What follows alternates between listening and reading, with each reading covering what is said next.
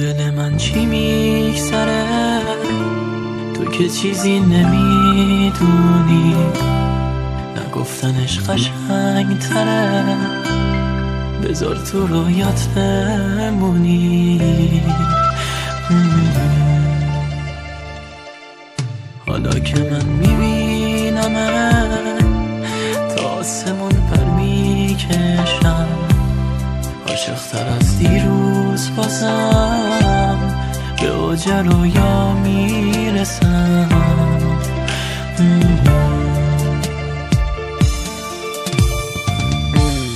نمیدونی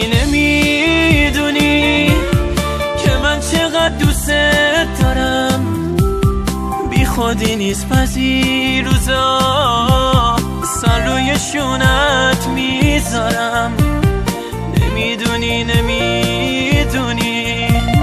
عشق چشای تو منم، روی گونه هات میشینم، بوسه به چشمات میزنم، تا بهت بگم دوست دارم، تا بهت بگم دوست دارم، تا بهت بگم دوست دارم.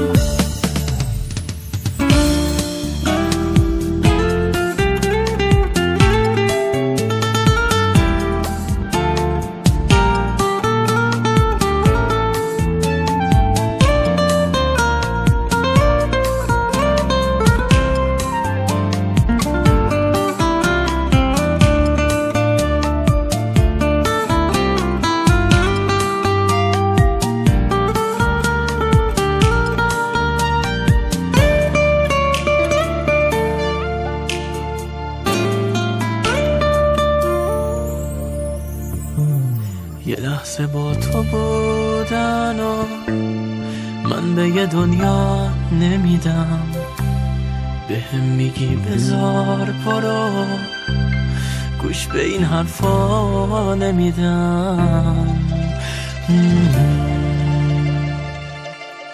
عشقای من داست برات، گونه ها تو پاک نکنی، چقدر بگم دوست دارم، عشق منو خاک نکنی.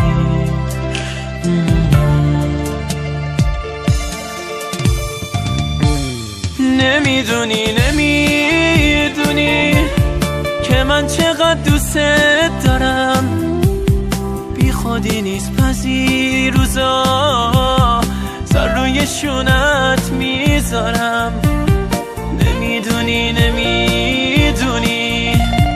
عشق چشای تو منم، روی گونه هات میشینم، بوسه به چشمات میزنم، تا بهت بگم دوست دارم، تا بهت بگم دوست دارم، تا بهت بگم دوست